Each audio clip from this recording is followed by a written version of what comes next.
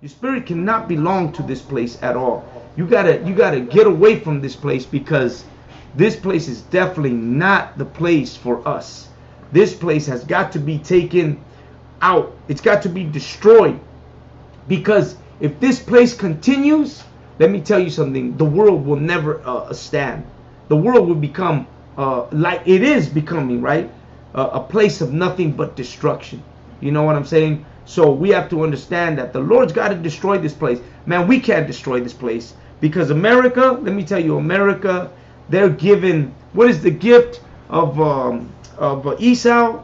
What is that? The sword, right? The sword is the gift of Esau. Like the Lord bless Esau with the sword to kill. That's what he's given. He's given the power to kill. That's what the Bible tells us. That's his gift. You know, our gift was the 12 tribes. We have all different gifts. Their gift is one of violence and murder and death. You know what I'm saying? And destruction. And it's apparent when you start looking at what's going on and how America is today. You know, that's the way it's always been. There's nothing new under the sun. America's always been like that since the day they stepped foot here.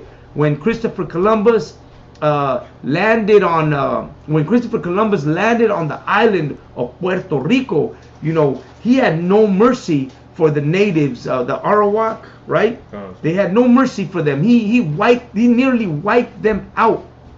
You know what I mean? He nearly wiped them out. Why? Because he was he's violent. That's the way Esau is, a violent man, a destructive man. You know what I'm saying? This is the problem with them. So us, what do we have to do? We have to learn to stay away from them. Go ahead. So this is Genesis chapter 27 and verse 40. And by the sword shalt thou live, and shalt serve thy brother. And it shall come to pass, when thou shalt have the dominion, that thou shalt break his yoke from off his neck. I'll read it again. Go ahead. This is the book of Genesis chapter 27 and verse 40. And by the sword shalt thou live. That's it right there. Man, and so by the sword, the Bible tells us, by the sword shall you live. America has lived by the sword. The way America became great was through the destruction of Black, Hispanic, and Native American. Let me tell you, America wouldn't have been great if the cotton fields wouldn't have came to be. America wouldn't have been great if the Native American Indian land would not have been taken. Right. America would not have been great if the Mexican did not pick the fruit of this place. America would not have been great. It would have became nothing if not for these people. Go ahead. Okay, sir. This is verse 41. Genesis chapter 27, verse 41. And Esau hated Jacob because of the blessing wherewith his father blessed him. And Esau said in his heart, the days of mourning for my father are at hand. Then will I slay my brother Jacob. So Esau, from the very beginning, hated Black, Hispanics, and Native American Indians. Isn't that what it says? Esau hated Jacob. This is a hate, a perpetual hate that has gone on throughout every single century. Let me tell you something. To be Mexican American is to hate your own brother. That's the bottom line. Right. When you become Mexican American, you're taught to hate your own brother. You know what I'm saying? And let me tell you, you got to understand why we need to separate from America. Why we need to come. You know what? Where our nation should be Black, Hispanic, and Native American Indians. We need to have a nation. We need to be together. We need to learn to work together, to be together. You know, it doesn't matter what you do. Like, we're normal people. We're going to go out. We're going to have a drink. We're going to eat. We're going to go party. We're going to do the things we do. But we're going to do them recognizing that our people are separate from these people. Right. We're going to do these things recognizing that even though I have to live in America, I don't have to be part of America. Damn right. We got to understand that no matter what we do in this place, man, you're not going to be locked up, right? You ain't going to be a person who's going to be in the home all the time, or who doesn't know how to go out and enjoy life. No, you're not going to be that kind of person, because let me tell you something. One thing about Jacob, man, one thing we have, Mexicans, Blacks, and Native American Indians, is that we're party people. Right. You know, that's a guarantee that Mexican people are party people. Right. When you go and you drive by a Mexican neighborhood and you're hearing the music bumping and the carnes asadas and the parties and all that, is because that's the way we are. And you go into the black neighborhood and it's the same thing. These our brothers are the same as us. The Native American Indian, just like us. When they had those powwows and their dances and all that, their what were the rain dances and all these dances, they're enjoying life. You know, they live life. You know what I'm saying? If I could, sir, go ahead. Interrupt, but just to interject something. I remember when I was I was down there in Long Beach, right? It was me, Lahab, and a few other brothers, and you know, I guess in Long Beach is different. We went to downtown or wherever the clubs are. We went, and there's a spot where it's all Issachar and Judah, and they're all in on this whole block, right? Having a party, clubbing. They got it going on. The music's bumping. Everything is going great. And then we went down the street where all the Edomites were, and it was dry. Right. The music wasn't good. we would look in there. They wouldn't be dancing. They would just be standing there. But music would be playing. The streets were empty. And then we went back to Israel. Everybody's in the streets. Females is dancing in the club. Brothers is laughing, having a great time. And then over there is dry. So just touching your point, sir, we are a more social people. You know, right. We socialize a lot more. We enjoy. You know, that's who we are. Right. We're very social people, man. We're like I know. Speaking about me, like I'm a very social person, man. I love to go out, man. When they say we're having a high holy day, I don't miss a high holy day ever. Like right. I'm gonna be there. You know, I'm gonna take my food. I'm gonna take my drink. Because they're saying there's a party, and I'm saying I'm going. I'm right. taking my whole family with me because we love to have a good time. The Passover, they say Passover's coming up. I'm like, oh man, of course I'm going to Passover. You know what I mean? You know, when we can make it out to, if I could make it out to everybody's cookout, I would definitely go to everybody's cookout. Right. Unfortunately, we live in an America that doesn't see our days as important days. They see their days as important days. But regardless, we're gonna do what we do, and that's the kind of people that we are. We can never be like our counterpart. So why should we call ourselves like our counterpart? How can we call ourselves Mexican Americans when we don't carry the culture that these people carry? Our culture is completely different. Right. You know, they complain about our culture. Right. You guys are too loud. Right. Your music is too crazy, right? You have too many kids. You have too many kids. The way you dress is not right. Why is your car lowered like that? Why does your car make so much noise? Why do you have a muffler like that? You know, why are your windows tinted? You know, these are the kind of questions that they ask. You know, why are you like that? Now we like dressing in fringes, the headbands, right. And now they look at you and they're like, why are you dressed like that? Yeah. You know, why do you look like that? They're always. You're never gonna be able to satisfy these people. They're always gonna be looking at you and looking at why you're this and why you're that. I seen a video today of a woman on a train, and she was listening to music on her headphones, and the white lady next to her told her, your music is too loud.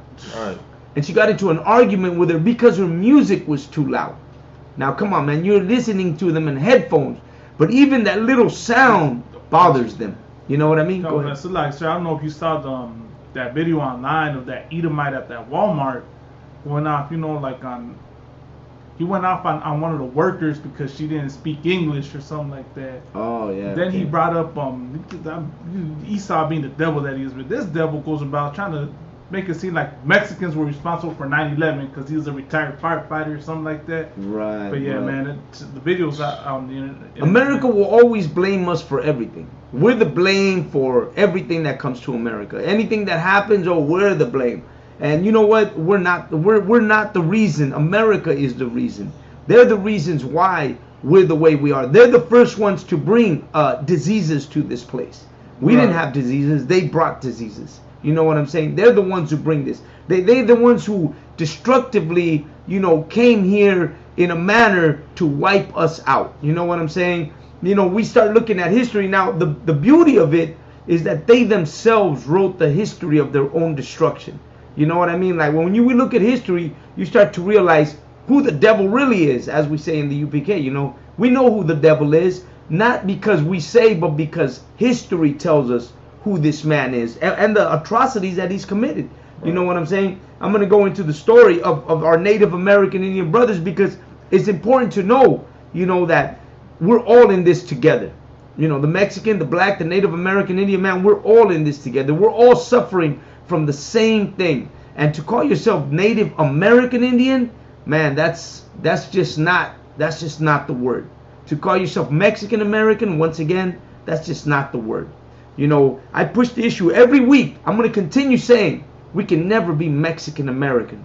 We can never be Black American. We can never be Native American Indian, because to use that term, Mexican American or Native American or anything that has to do with American, when you're Black, Hispanic, or Native American Indian, man, that is the most destructive thing that you can say. That's a psychological attack on your kids, on your family, and on yourself and on your people, to say I'm Mexican American.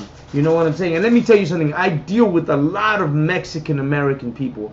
Like I'm surrounded. Like, I deal with them all the time because those are my people.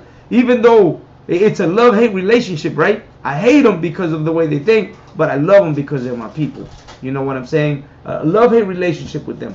You know, America has found ways to destroy our people.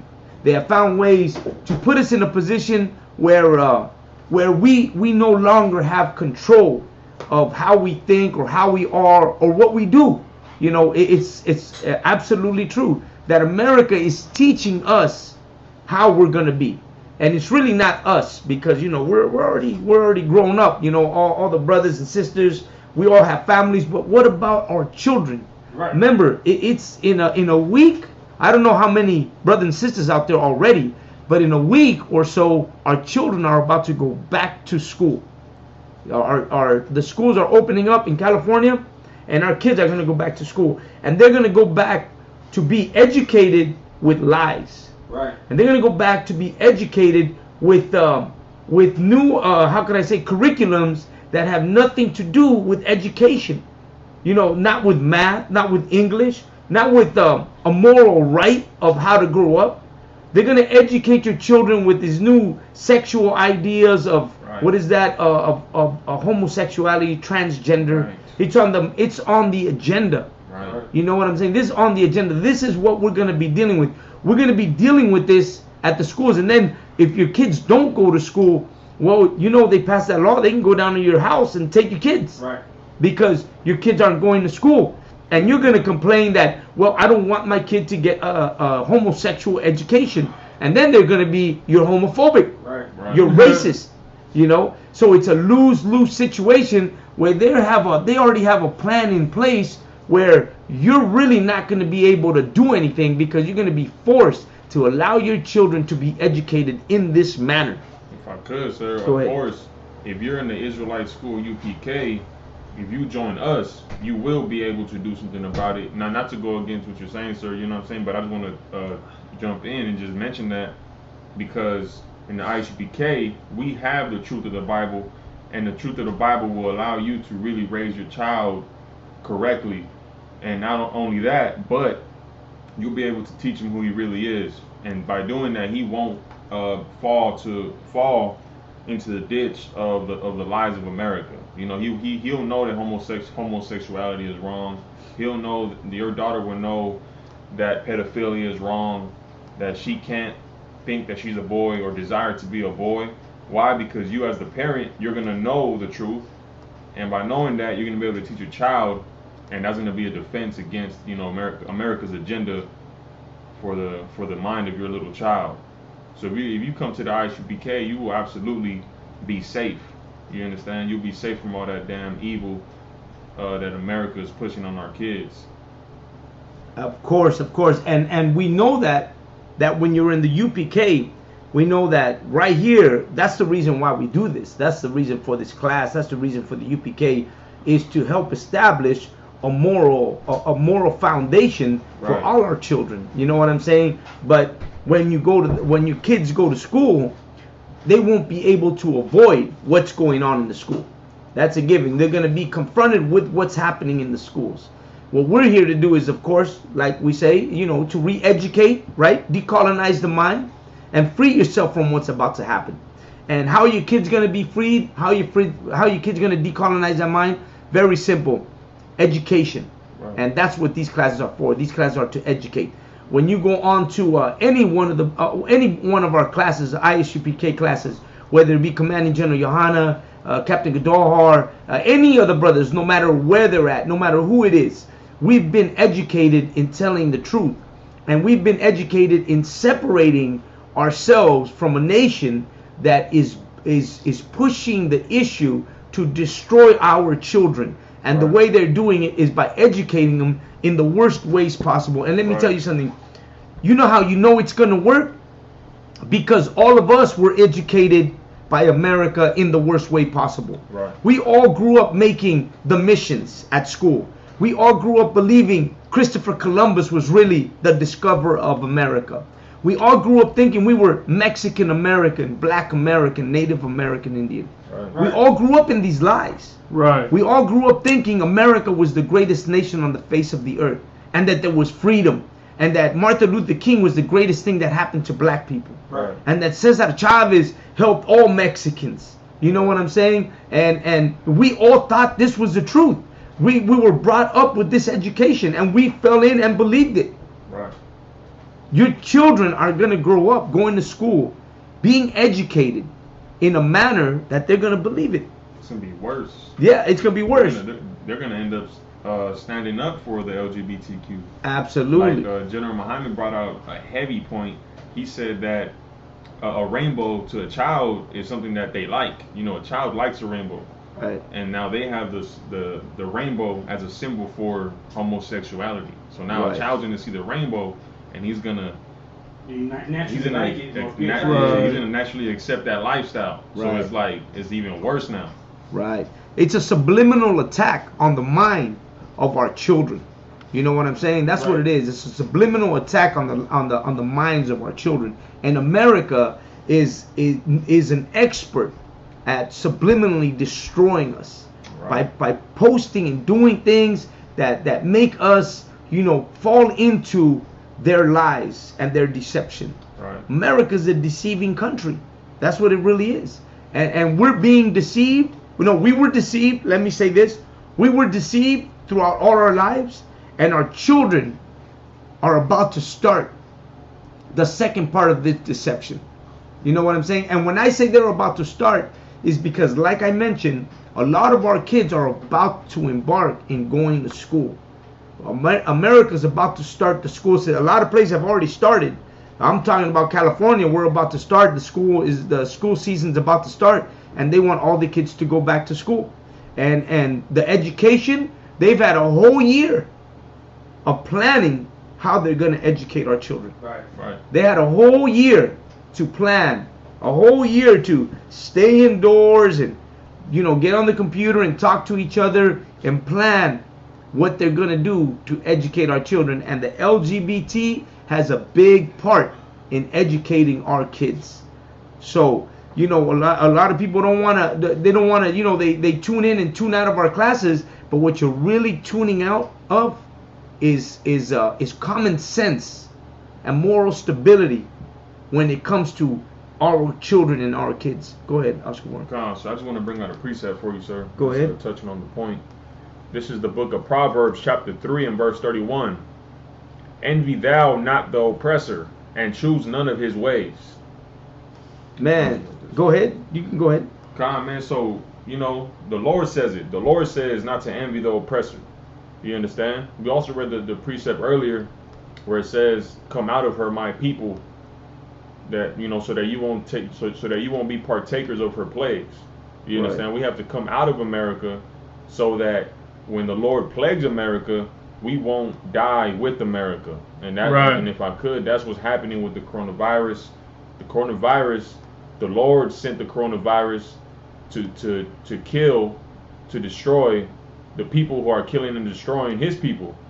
But because we're still with America, we're being destroyed along with America. But we should do what the Lord says, and we should not envy the oppressor. Because why do we join America? Because we envy America. We want to be like America. We believe the American dream. You understand? So we choose their ways. we think their ways are going to benefit us when we've done that for what, over 400 years, sir? Right. Along with the so-called Negroes in America, American Indians, we chose their ways. We've accepted their ways, their ideologies, even though they forced it.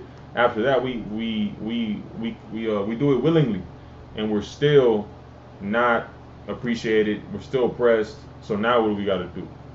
We have to choose the Lord's way. We have to come back to our power. Right. We have to do we have to do what He tells us to do, because we tried everything already. It doesn't work. You know what I mean? Right. Right. Absolutely. We've tried everything. We you know, it was 1965 when blacks and Hispanics and Puerto Ricans and Native American Indians got together to ask for equal rights, social justice. You know what I'm saying? They were out there marching because they decided, well, we've had enough of this oppression that America puts on us. So black, Hispanics, Native American Indians, Puerto Rican movement, you know, Chicano movement, we all got together. Everybody lifted up and said, you know what, we're gonna go out and we're about to stop this. And they got serious and they marched and they did their thing. But America only gave them crumbs when it came to understanding what was going on. They let go of a little bit of rope. In Mexico, they say they let go of a little bit of rope, so you don't choke, you know. But they still got a hold on you, you know. And now this time around, this is not only for us, but it's for the generations to come. This is another uplift. This is another time to get together. It's another time to rise up. This is a time when you need to consider getting together with brothers like us, right? You know, and doing this work, man. We go out on the street because you know what? You know, you see a lot of brothers. Well, man, you guys are crazy going out on the streets and in the camp. Where else are you gonna speak this? Well, you think they're gonna let you speak it on radio, on TV? Right. You think they're gonna let you speak it at the schools? Do you think they're gonna allow you to go say the things that we say here today? They're gonna allow you to say it where? You know, you're on the internet, you all your friends are all Israelites. They already know what's going on. When do you speak to the general public? Right. When do you speak to people who don't know this truth? When do you go and speak these words to the people who are necessary, those that need to hear this, those who also have children? Go ahead. So like, Sir Father, I just want to add this, man. We want to, you know, fight for equality and want to march and, you know, practically beg for mercy from the oppressor, man. But has anyone ever stopped to wonder, what do you think the oppressor would do if the shoe was on the other foot? You think the so-called white man, if they were going through what we go through, you think they're going to go out there and march for equality? You think they're going to go out there and say, you know, let's end racism, let's end hatred? Right. Hell no, man. You know what those Edomites are gonna do, man? They're gonna go pick up arms and be ready to go to war, man. Absolutely. That's what they demonstrated on January 6th when they lost the vote, man. Right, when they lost the freaking vote, they were ready to go, you know, start another civil war. Right. These oppressors, man. When you tell them they can't enter a store if they don't put a mask on, they go ape crazy, man. Right. So that should let you know. Not to say that I'm inciting that we go pick up arms and go fight, but it's just to show the spirit of this oppressor, man. Right. And to show the reality, man. We over here trying to, you know, beg for equality, man. This oppressor doesn't want equality, man. They want freedom. They want that freedom. They gonna take, you know, they gonna fight for their rights, man. Right. And we over here trying to, you know, beg these people to give us rights. Right.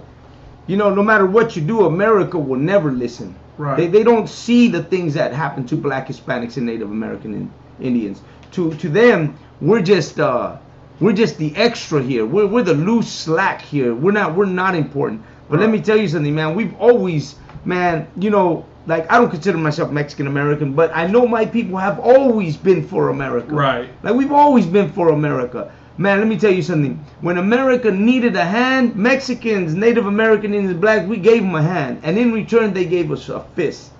That's how America is. Right. When America needed you, you gave America a hand. You went and fought in their wars. You went and fought in their revolutions. Right. You went and raised a voice for them. Right. You voted for them. You voted for white people to have a white picket fence. Right. You died for them to have a white picket fence. You know, you go out there and do whatever you can to make them happy. But when are you gonna be happy as a black, Hispanic, or Native American Indian? When is your time going to be important? When is it going to be time for you? It'll never be time for you. America doesn't have a time for you.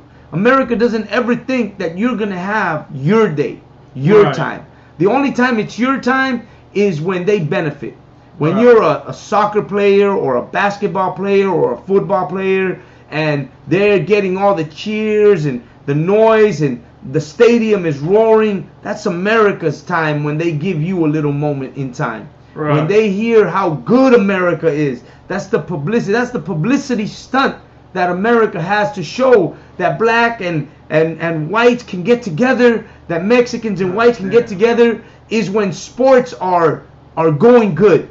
And then they show the moment in time and sports to show that, oh, see, we can all get together. But in reality, that doesn't exist.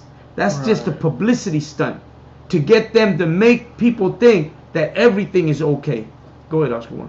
And that's absolutely true. And you made me remember something that General Muhammad brought out, and he was saying how the government is helping the LGBTQ because right now they're important. Right now they can benefit from the LGBTQ, so they're gonna uplift them and push their rights out. Right. And it makes me see clearly now why Joe Biden is helping, or trying to help or speaking on it, as far as helping our brothers and sisters at the border, them and their children, because Donald Trump did a horrible job with them. So now if he does a good job, if he makes it seem like he's doing something for them, it's gonna look good. He's gonna benefit from it because he knows he has to do that to show that he's better than Donald Trump, that the people who voted for him didn't do a terrible job and this and that. You know what I mean? So he's only doing it because it benefits him. Absolutely. So you're absolutely right about that. So these are some selfish devils we're dealing with right here. Right. Absolutely. And let me tell you something. We seem to be mistaken thinking that America loves us. You know what I mean? Because my Boricua brothers, our Puerto Rican brothers, how much have they gone through? You know what I'm saying? And thinking that they're part of a nation that man has always hated them.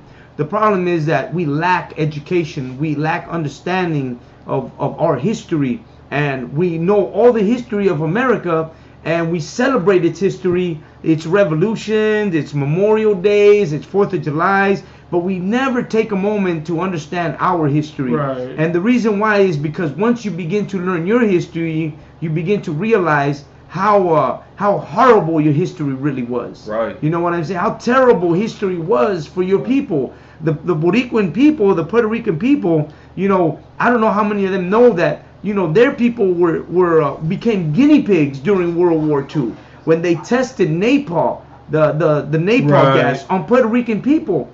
The soldiers would be taken out to the jungle and they dropped napalm on them on purpose to see how their skin would react to napalm. And they became experimental rats for America. And it wasn't just a few hundred soldiers, it was thousands of soldiers. Only a few hundred were able to speak about it. But they don't speak about the thousands of soldiers that were taken to take on this experiment. Right. Just because they wanted to see how Puerto Rican people would react to napalm, to this gas. And then they tell you, well, you're half American and half Puerto Rican. And you can never be half. Right. Because if you'd have been half, they would have had some kind of compassion for the goddamn half that's American. You know what I'm saying? The black brothers went through the same thing with the Tuskegee experiment. You know what I'm saying? They did the same thing to them. During a military test, what they tested them for was syphilis and gonorrhea. You know what I'm saying? And they went even further to test it on the people from Guatemala and El Salvador. People from Guatemala ended up being rats for the experiments of America. Right. America is a vicious nation. Right. These people are horrible. These people are when they show when who makes the movies? Jewish people make movies, right? White people and Jewish make the movies. When they make these horror movies, they're really going back to their own history and being like, well, let's make a movie out of that. And then they'll make a movie out of that, but it's reality, it's true. So no, I would say, what would you call that? A caricature? It's a caricature of themselves, like all them horror movies with them doing like mass killings and the alien invasions where you know, you got another artillery force coming and taking over. Like, Right. it's just their own spirit that they're manifesting. Man, Absolutely, if absolutely. I Go could, ahead. that's heavy. Like if you wanna understand and see what, you know, Columbus and all the Spaniards did, if you want to see what they did to us, go watch the movie Saw. Go watch Saw Right. 1, 2, and 3. Right. That's right. what they did. Right. You want to get Absolutely. a visual sight, man. That's what they did. I'm telling you, Concert. They they are did some horrible things. right, man. right. America is a horror movie. You know, if you look at the Right. history of America, it truly is a horror movie. It's the horror movie that happened to Black, Hispanics, and Native American Indians. Concert. That's what the horror movie really is. It's the actual atrocities that were committed on our people. And you know, we're not like, I'm not saying it to hate America. You know, man, I can't hate America. This is my land. This is occupied territory. Right. You know, this is northern Mexico. Right. I can't hate America because this land is my land. This is the seed of my ancestors. You know, when America said, feed me, us Mexicans planted the seed and America irrigated it with our blood. Right. That's what they did. When they said pick the fruit, we were the ones that were hanging on that tree. We became that fruit that hung on that tree. That's who we were.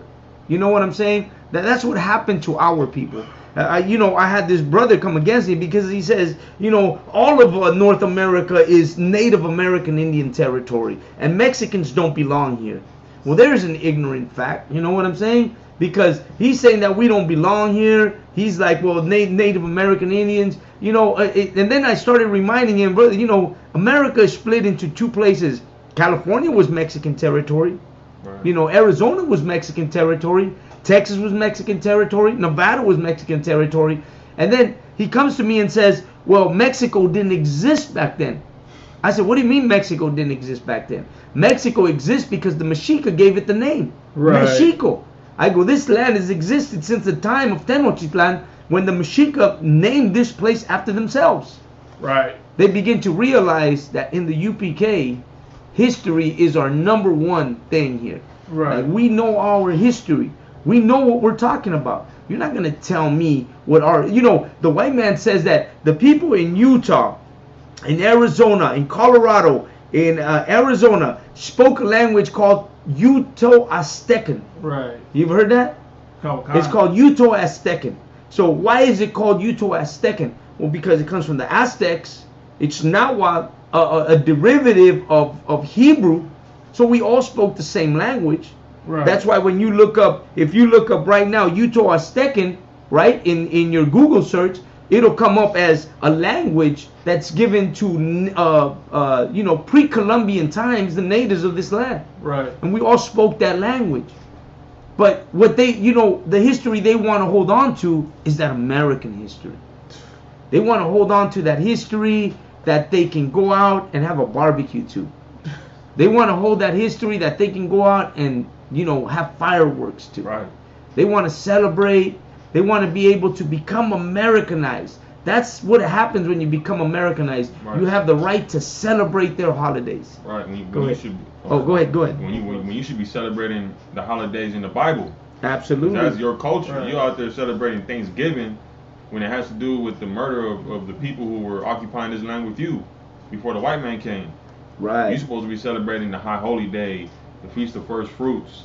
You know the you know all the other holidays in the Bible. Not holidays, but high holy days. Right. Holy days that the Lord gave us to Right. celebrate. And the heavier thing is those high holy days have to do with us, with our Right. history, the things we've been through with the Most High, and the things that He did for us, to remember what He did for us. You celebrating Thanksgiving, you celebrating murder. Right. Right. Not only murder, but the murder of your people. Right. The Absolutely. people who live in the same apartment as you. They live in Right. apartment number 5. You live in apartment number 2. Y'all both of y'all eating turkey. Right. You know what I'm Absolutely. saying? Yeah. Both of y'all Absolutely. eating turkey while your forefathers in the damn dirt Good night. crying to the Most High. Right. Right. Yeah. Nah, I was gonna say, sir, like, you know, yeah, our people want to celebrate, you know, these holidays, right? Like 4th of July and all this. They want to try so hard to blend into American culture. Then you're wondering why, you know, you're right there stuck, not even knowing how to respond to a devil when he tells you, you know, tells you something for speaking Spanish. Right. When that devil's out there, berating you, you don't even know how to react. You think your response is you gotta win his love and let him know how much you love him. Absolutely. Because you want to love America. Because we love white people. Right. Yeah. We got like you said, sir. We grow up in America, and we're brainwashed. And then now we love America. We go instead of going for Mexico, we go for America. Right. We grow up hating our own tongue. I know because when I grew up, I didn't want to speak Spanish. I was ashamed to speak Spanish when I was in elementary. Right. When I was in elementary, I was ashamed to speak Spanish. Well, I didn't know why, but I know it was something subconsciously. Looking back now, is because I was being raised in America. You understand? I would go to school, some way somehow I was looked down on. Or I probably felt wrong for speaking or something, but I started to feel ashamed to speak Spanish when I was a kid, and I know if I felt like that, I know millions of Mexicans feel like that. Young kids who probably don't have a father. You understand? Right. So what happened? We start to love America, like the brothers bringing out. We start to love America, love their culture. Now we want to be white, and now because we love America, we can't stand up to the damn white man when he gets in our face. Right. We don't know how to react. Right. Absolutely. And let me tell you something. What we need to do, and that's what we were talking about earlier, is that what we need to do is we need to stand up right now, because the next people or the next generation to be educated in hate is going to be our children. Right. They're going to be educated in true hate, and not only in hate for your what was that? Your ancestors, your culture, where you come from, but now even hate on being a man or a woman. You know what I mean? They're going to teach you how women are going to be taught to hate being a woman, and men are going to be taught to hate being a man. This is the kind of education. This is a twisted education. Like, even when it comes out of my mouth, it sounds twisted. It sounds like they're trying to outcast race. The uproar of racial hate and all that, and they're gonna switch it to identity hate. Identity, nobody's gonna really care about black hate, Hispanic hate, race hate. They might start caring about, well, why didn't you call her she? Absolutely. They're gonna be mad about that. And let me tell you something. America is wicked, man. Right. And when you start to learn the history of America, is when you begin to realize how wicked America really is. Because once you start going back and educating yourself in the true history of America, then it becomes plain. That sight that you used to have, the way you used to think, it starts to change. You start to realize that, wait a minute, there is something going on. And the reason why you have never understood is because America has kept you busy with sports and with movies and entertainment, and not giving you a chance to read. The worst enemy of a nation is those that can read. And when you begin to read, you begin to realize, that you're being oppressed through stupidity. Right. You're being oppressed through ignorance, and you're being oppressed through not knowing who you really are. Right. And that oppression is so bad that you begin to pass it down to your children, to your people. And then you begin to argue with others about it. And you begin to realize that, when you start to study, you begin to realize that, something is wrong. And something has always been wrong. And that's why it's time that we start learning. You start to educate yourself. I know that a lot of the brothers that watch this show, man, week after week, man, I know our show is tight because we educate in a lot of old history. Right. And I always bring out every show, man, if you go back, every show, I always have something that most brothers always tell me, man, I didn't even know that. Right. I didn't know about that. Man, I'm glad you spoke about that, because I'd have never known about what happened to these Mexican people or these Native Indians, or some of the things I talk about. I think I was one of the first ones to bring out about the electric chair in the boarding schools. A lot of people didn't know about that, and I was one of the first months ago. Maybe last year I was like, years ago, sir. Yeah, it was a while back that I bring out that I said, the electric chair was first introduced into the boarding schools of the Native American Indians for the use of making Native American Indian children stop speaking their native tongue. And also, sir, for the pure amusement of the staff in those residential schools. Absolutely. Oh yeah. For no reason at all, just because it amused them. Just because it absolutely entertainment. Yeah, absolutely. Wicked. But you know, when we bring out things, it's important because you know these are the kind of education that you want to tell your children. Right. These are the kind of stories you want to tell your children. Like, you know, I'm going to tell everybody who's watching, you know, school's about to start. If your child is in the first grade to, I think it's 5th grade to 6th grade, they're going to make your child make a mission. Right. Because it's elementary. They make you do the mission. You know, if you were in my class about 2 weeks ago, you'll understand that make sure that when you make that mission, you make a ditch on the side of the mission. So when the teacher asks you what is that ditch on the side, you can say, well, that's where the priests and the Spaniards murdered the native Indians who didn't want to let go of their traditions, and they were executed right there and thrown in that ditch and then buried. Our bones of our people built this country, and we died because of their religious beliefs and their ways of life. You had to say? Sir, and shoot, I'm gonna have my son make my daughter make a good mission. Oh yeah. I'm gonna tell them to bring it home, and then so we could burn it. Right. Absolutely. You know what I'm saying? I'm gonna educate them on what the missions were about. But I wanted to bring out, man, like you were saying, sir. You know, they don't want us to educate ourselves. Right. You know, I got a precept right here, Micah 2:10. It says, "Arise, if I could, sir." Go ahead. You know, it says, "Arise ye and depart, for this is not your rest." Now we can't do that if we're working all the time, slaving all the time, always busy with the bills, always busy with with issues here and there with our car and this and that. Right. You understand? We can't do that.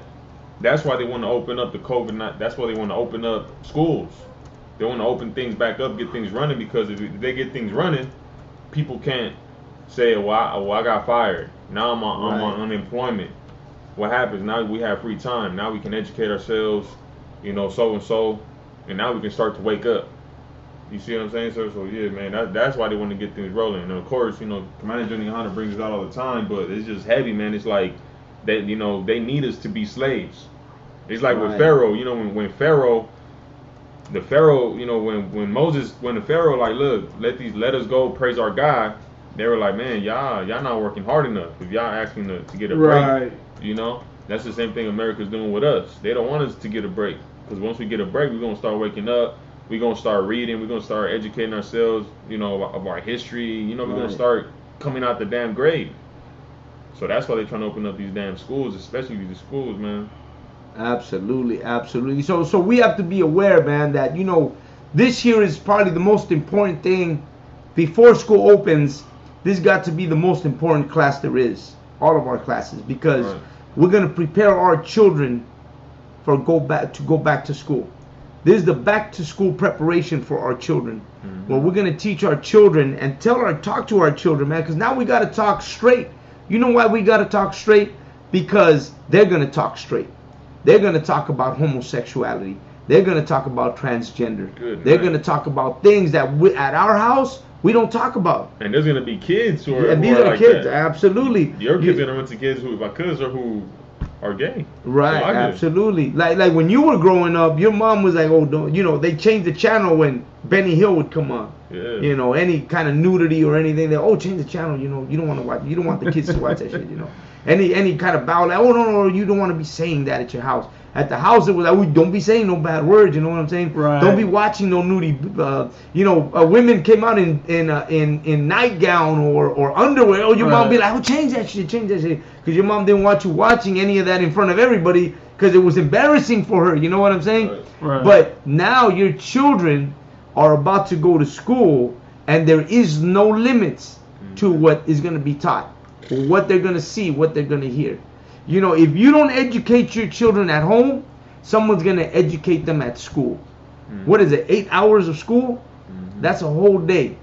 Your kids are going to come back, and you know what kids come back to? To be locked up in their room. That's what they come back to. They come back to be on their phones, be on their computers, be locked up in their homes. Not only that, so they got to come home and do homework. If you want your kids to go to college, You know, they gotta go what? Come home, not really pay attention and just do homework. Busy. And let me tell you, college is even worse because your kids are gonna go to college and they're gonna think they know more than you. And the morals and the moral foundation of how you are is gonna change because they're gonna see you as you're just old. You know, you're just what is that? You're old fashioned. You know, they're gonna be American, sir. They're gonna be American, exactly. And so right now is the time. Right now is the perfect time. If you got young kids in your house, if you got teenage kids, right now is the perfect time for us Black, Hispanic, and Native American Indians who are in the ISUPK to begin to learn to educate our children, to get our children that they might be aware of the danger it is to mix into a culture that has no respect whatsoever for the Most High or God. Right. These people have no respect for our God, for our Bible, for our rules, for our law, statutes, and commandments. Amen. They have no respect for us. So we have to teach our children what it is to prepare yourself, because they're going into a world of man, just I don't even know what to call it. I got a precept because they can't call it sin because it's beyond that. Go ahead. I'll read it again, sir. Micah 2:10. I'll read it again for you, sir. Arise ye and depart, for this is not your rest, because it is polluted. It is what? Polluted. It is polluted, man. America is polluted. This place is like the waters that run, the rivers that they dropped, radiation barrels from the Native American Indian land when they were testing during World War II. The United States would take all the waste from the nuclear sites. They put them in barrels, and instead of finding some way to dump them securely, they would go and dump them into the rivers of the Native American Indian. They would go and dump them into the land of the reservations of the Native American Indians. They put them on places where they knew that the Native American Indian would either die from it or their land would not prosper anymore because of the radiation poisoning that leaked from these barrels. Today you can go up to Oregon, Colorado, and places like this, and there's reservations that are off limits to humans because of radiation poisoning in the water and on the land. And this is what America did to them on purposely, knowing that these things would come to destroy them. You know what I'm saying? They had no compassion for them. Long after they did all they did to them, they continued to find ways of destroying the Native American Indian and his land and his water. Go ahead. So, like, sir, if I could add to that, like, you also got to remember that a lot of these rivers and streams and whatnot have been polluted with oil because of these oil industries. You know, Esau's oil industries. That's why that whole thing was going down. You know, at Standing Rock, right, where they didn't want that pipeline built right there because they knew that if the white man built that pipeline, they were gonna pollute the river, man. And lo and behold, man, that's what happened. You know, like later on down the road, man. I was watching a Vice News story, right, and they brought out how, you know, like every time there's an oil spill, we think about like an oil tanker in the ocean, polluting the seas and whatnot. But no, majority of the oil spills that take place are on land. And it's taking place, you know, on our lands, man, of our people, man. They get polluted, man, with this oil. And a lot of people think, well, you know, that's a conspiracy theory with the corporations and things like that. But let me tell you something. America was the first corporation. America is a corporation. That's what America is. It's a corporation. And everything it does has corporate greed on it. When America the first corporation to start was the sugar plantations. That was Christopher Columbus' first voyage and first corporation started. He started the sugar plantation on the island of Cuba, what we know as Cuba today. And he used the native Mexican Indian or the native tribes to do the work on the plantations. Of course, slave labor. You do know this. And that sugar plantation made Spain rich. It's what enriched the Caucasians who were running Europe, the European governments, the European area. And right after the sugar plantations, what was the next thing that came into play? A next corporation. Well, when the natives decided we don't want to work for free, well, not even for free, we don't want to be slaves no more. and they began to run off and hide in the jungles and retaliate and start revolutions. Well, what did the Caucasian need to do? Talking about Spaniards, all of them in general. You know, what did they decide to do? Well, we need to bring workers from somewhere else. What was the next corporation was started? Was a transatlantic slave trade. Here is corporation number 2. They bring the transatlantic slave trade. They start trading blacks or Judites or, you know, what is it? Jacob, man. Right. Straight up. They're trading up Jacob. They're bringing blacks from Africa, especially from, what is that, Northern Africa? Or what was that? West Africa? The West Africa. Right. Bringing the people from West Africa as slaves to the Americas. Right. Why? To the first one, the plantations of the sugar. The second one, the cotton plantations. You know what I'm saying? And you think that would be the last of it, but that's not true. As you go on in the 1950s, they began to do the banana plantations. And now you're seeing that the people of Central America are now being enslaved for another corporation that once again America has developed. If you look, it's called what is it called? The United Fruit Company was the biggest corporation right after the sugar plantation, right after the transatlantic, right after the cotton became the United Fruit Company. The United Fruit Company did what was known as the Banana Corporation in Central America, making billions of dollars off of slave labor and bringing the banana to America as a priceless fruit. Oh man, one of the greatest fruits of all time. Not everybody ate banana. You gotta understand this. It was only for the rich. Only the rich ate bananas. In those days, in the 40s and the 50s, it was like an exclusive fruit.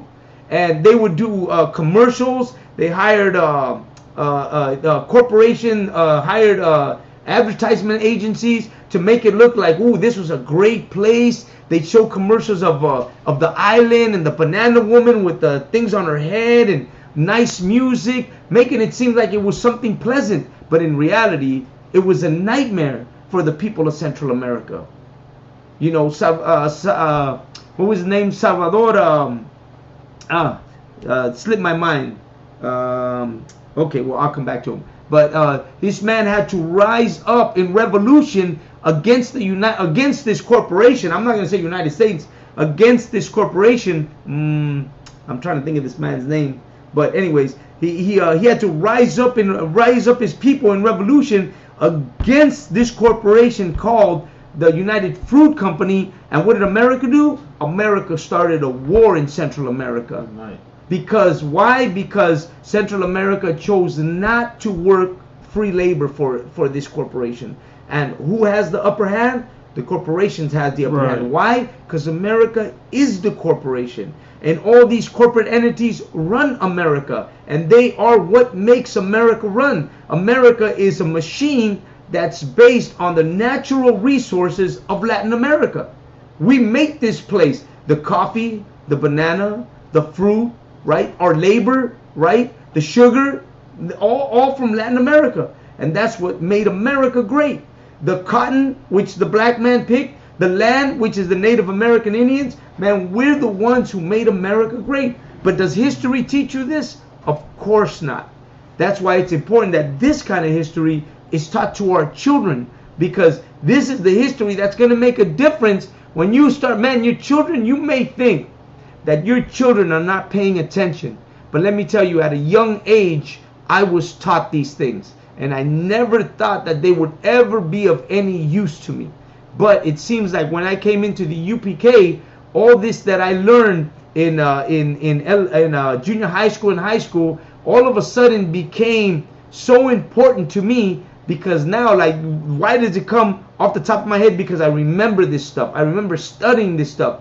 Salvador Allende, that's the man's name. Salvador Allende, which was the president of Central America, Guatemala, and Honduras. Salvador Allende had to raise his people up to fight against the oppression that the corporations of America were bringing onto the Central American people. You know what I'm saying? And so when you see these things, you start to realize, why the hell should I call myself Mexican American, Puerto Rican American, Cuban American? Salvadoranian American, or anything that has to do with America. Going back to the beginning of this program, why should we call ourselves anything that has to do with America? Right. When we've all suffered the same thing. My black brothers and sisters in America, man, we've been hating each other for years. We've been coming against each other. Man, forget those Mexicans. Forget them blacks. You know what I'm saying? Man, forget this, forget that. We've been going at each other's necks forever. And not realizing that if we would have known our history, we realized we have so much in common. Native American Indians, blacks, and Latinos, man, we have so much in common. We've been destroyed, oppressed, plagued by the same enemy, by the same oppressor. We've been taught to hate each other. We've been taught to come against each other. When in reality, we would have educated ourselves, we would have known that this is just a game and that we've been played. Right. We're at the end of the stick and they're poking us with it. We're the ones that, we're the laughing stock. We're the ones that, you know, I see still black man, forget the Mexicans. Forget Mexicans talking about forget the blacks. You know, Mexicans talking about forget the Salvadoranians. Right. You know, Mexican Americans, these Chicanos that they call themselves. I'm not even calling them Mexican Americans. This Chicano, the raza here, man, forget the Mexicans. You know, come on, man. What we need today is real education. What we need today is real understanding of who we are. We need the real history of our people in order to be able to fairly look at it and adjust ourselves to what is right. We need to look at our history, our past, and realize for ourselves, not for what they told us, but for ourselves, what is the logical way to go? What does common sense tell us?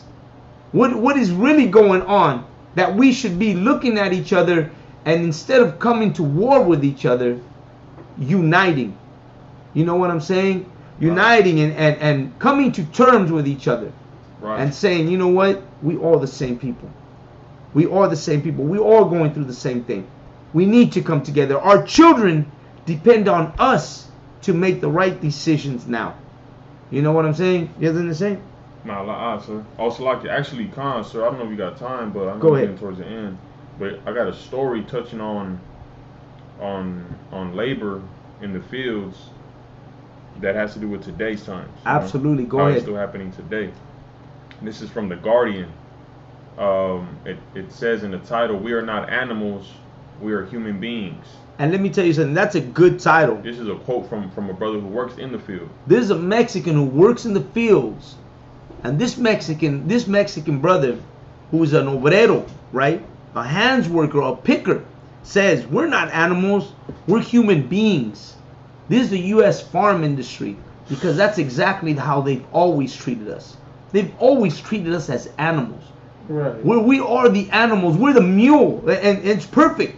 Because didn't the Lord say we're an ass? Mexicans, we're like an ass. You know why we're an ass? Because we're hardworking people. Right. That's what we are. We strong laborers. Man, let me tell you something. I'll step up to the plate. At my job, I'm a strong hand. Right. Kazakh yad, right? I'm strong hands. My work, man, they count on me. Because they know that I pull that work like nobody else. I do the work of 2 of those white boys at work. 3 maybe, and they damn well know it. Like they know well that if I'm absent on a day, they're gonna have one hell of a day catching up to work. And I don't do it to get points, or I don't do it to look good in front of them. I don't do it because I want my manager to pat me on the back. I don't give a damn what they think. I do it because that's my normal day to me. That's the way I am. That's my roots. That's where I come from. My pops was a hard worker just like me. You know what I'm saying? So it's not to get an upper hand, or you know what? I've turned down supervisors and management positions more than once because I want my Saturdays. So I say, man, I don't want to take the responsibilities, because if I become a supervisor, you're gonna make me work Saturdays, because I'm at the hands and what is that? At the mercy of whatever the job needs. I have to provide. I prefer to be a regular worker. Let me work, let me do my job, let me have my Saturdays. Go ahead, brother. Come on, sir. Crews explain workers often will get too hot and vomit from drinking too much water too fast. Damn. But they face immense pressure to continue working through heat stress. Wow. He says, Wow, and it's a lock. Let me tell you why. You got to understand what this brother's saying. He's saying what? That he vomits from drinking too much water, right? This came out July 16, by the way, this year. And what does that say? Because of the job. Well, go ahead. So Crews explain workers often will get too hot, right, and vomit. They work too hot and they vomit. Go ahead. From drinking too much water. Drinking too much water. Go ahead. Too fast. Too fast. What? Go on. But they face immense pressure to continue working through heat stress. They go through immense pressure to continue working through the heat, and you know why? Let me tell you why. Because my family on my wife's side, they work the fields in Watsonville. They're strawberry pickers, they're garlic pickers, and they're mushroom pickers. So they go through that, and let me tell you why. Because they get paid by how much they pick. So in one day they have to go out there and pick as much as they can in order to make that money, because they get paid by the bushel. They get paid by the box that they pick. So they work their ass as much as they can, as fast as they can, to be able to get through that whole field, because they got like, man, let me tell you, I go up there and I visit them, and it's like to where the eye can see the horizon of field sometimes. Like you drive by and you're driving by and the horizon ends and the field is still going out. And this is strawberries.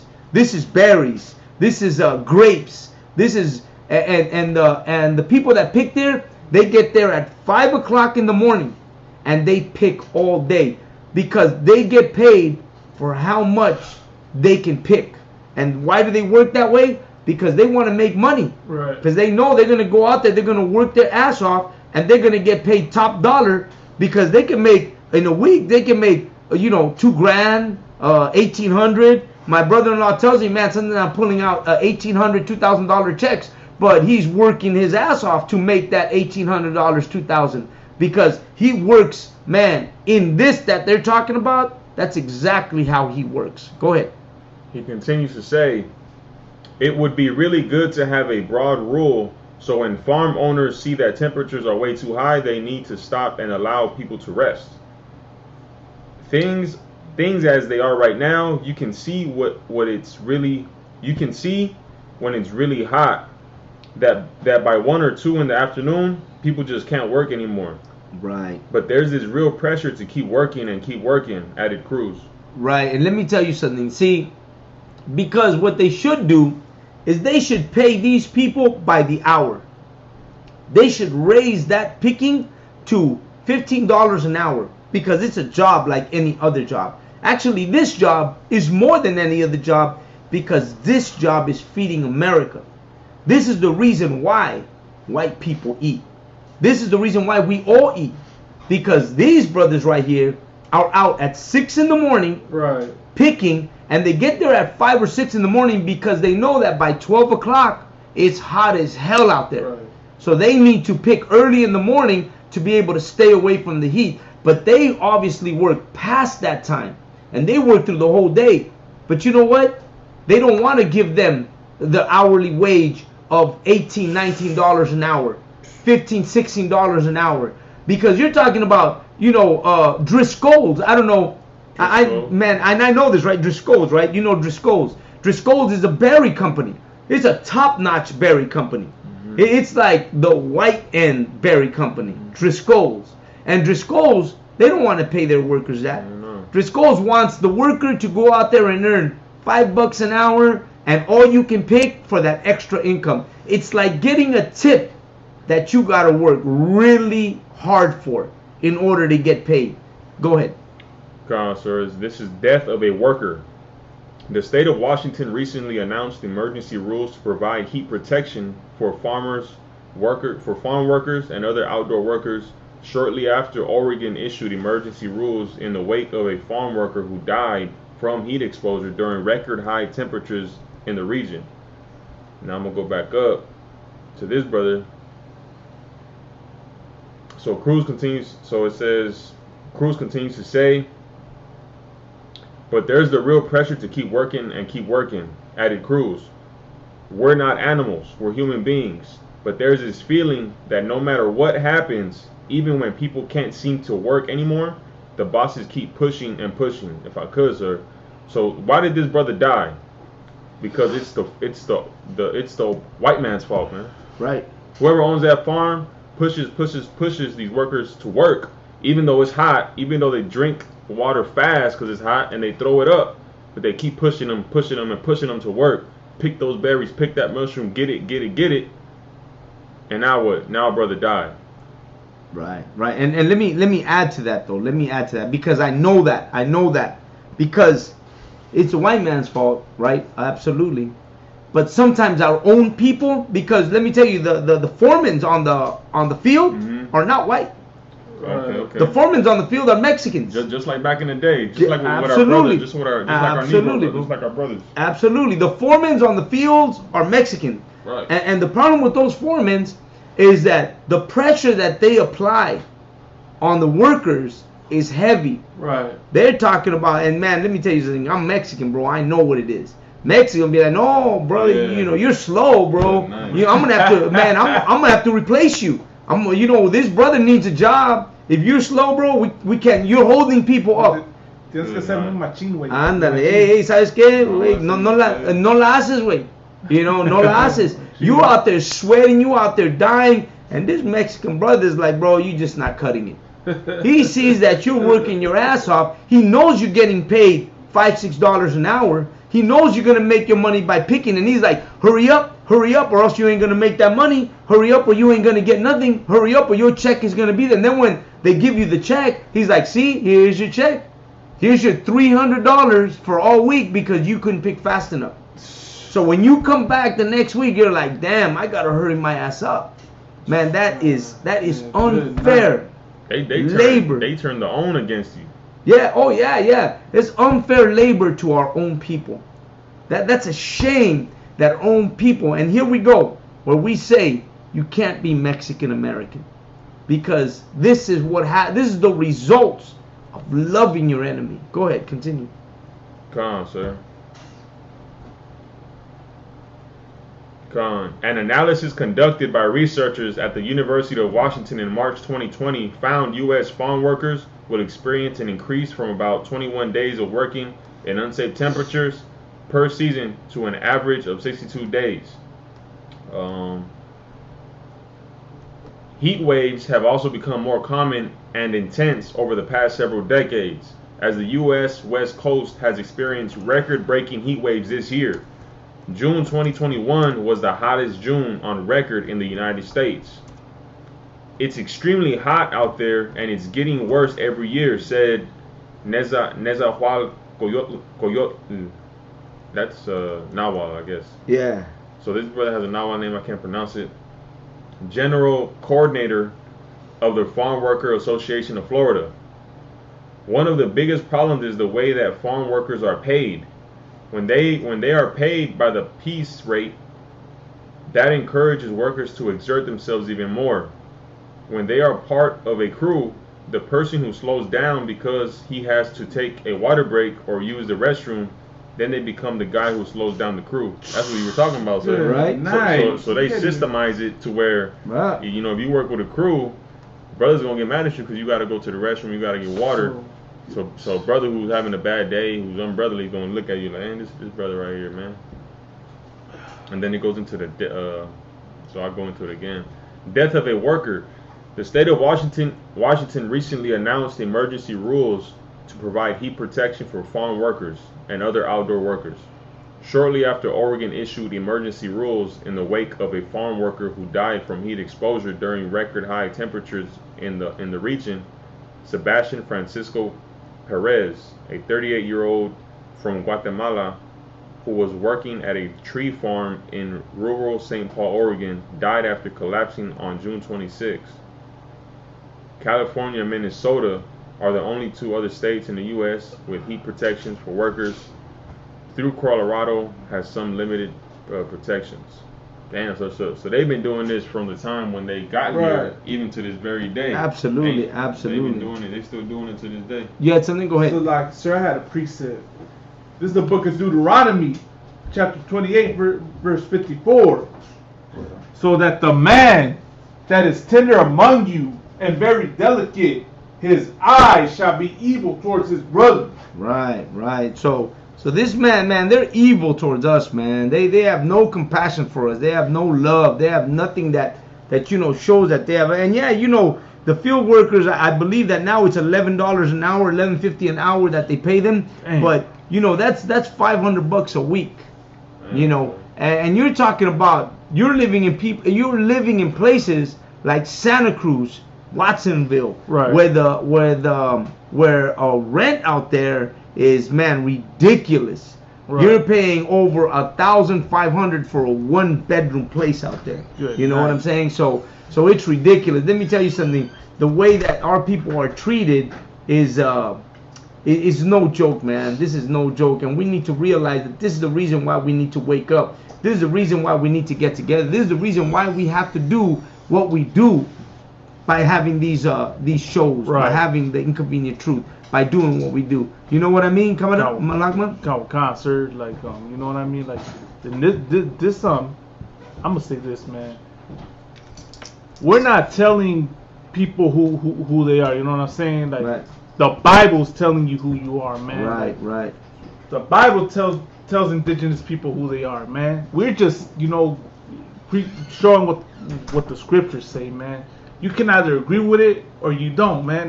We're not here to force this down your throat, man. We not, we're not the so-called white man. We're not here to, come and force you to convert. You can feel this and listen, or you could go ahead and move on, man, and find something that works for you, man. Shalom. Right.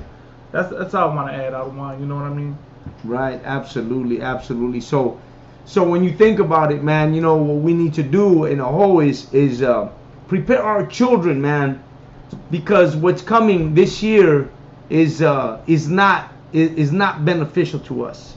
What they plan to do with this whole new education, right, and this new school system, man, it's not for us. It's not to our benefit, right, as Black, Hispanics, and Native American Indians. It's something that we have to realize, that we have to educate our children here at home. We have to educate morally, so that they understand that when they go to school, they already have some kind of sense of whatever they're saying to them. To them, it becomes the message of this is wrong. Right. They already understand that whatever they're saying cannot be, what is being taught at home, or what I should bring home, because we're gonna have a challenge. There's a challenge coming. The school season is opening. The challenge is here.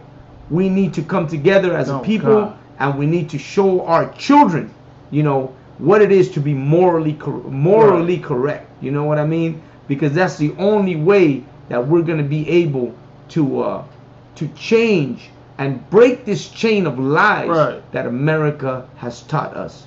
Right. Right? What you think? I mean, you know what I'm saying? That's a heavy point, sir. You know what I mean?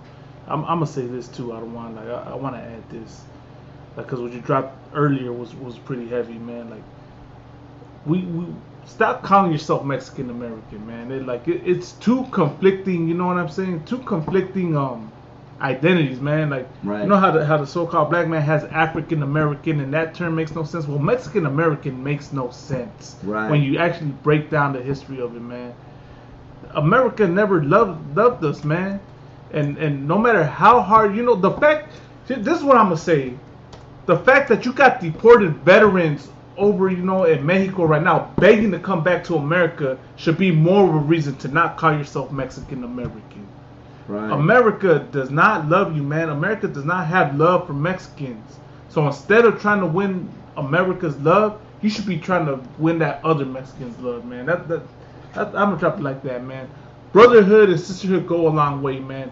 And right, you know what? And all you Uncle Toms and sellouts out there, like, you blame the gangbangers, you blame the drug dealers, you blame all the cholos and the paisas for quote unquote making the raza look bad. Nah, man, it's not them that make the raza look bad. It's y'all. Y'all make the raza look bad, man. Y'all show that the raza has no backbone when you call yourself Mexican American. Right. When you want to vote for Donald Trump. When you want to love this place that shows constant hatred to you, and instead of standing up to it, you go and want to bow down and love them. You're the ones making them look bad, man. You're the ones making my people look bad. It's not the criminals in the camera. It's y'all. Y'all the reason for it. So I'm gonna just say that, sir. Right, man. As always, man, you know that we're gonna come out here with this heavy truth, the inconvenient truth, right here, ISUPK California. You know we're always here to do it, and I just got one more thing to add before we end the program. It's already 10:13, but before we end the program, you know, for everybody who's still listening, I wrote this little ditty that I plan to, you know, say out there at my speeches out on camp. When I go out there, I always like to say something to, you know, stir up. You know, you know what I'm saying? I'm always down for it. So I got this little one, and it was a little poem that I made, you know, about not being Mexican American, and it's something we should remember, you know, for all my raza, para toda mi gente mexicana, para toda mi raza de aquí la chicana, you know, this is a reminder of why we should never ever cling to that word Mexican American. It goes like this: I am not Mexican American. Because when America was young, I gave it my hand, and in return, it gave me its fist. Because when I was hungry, I planted my seeds and irrigated it with my blood. Because when it was time for them to hunt, I became the prey. Because its history requires lies. Because their villains became heroes. Because the natural resources, my natural resources, became their wealth.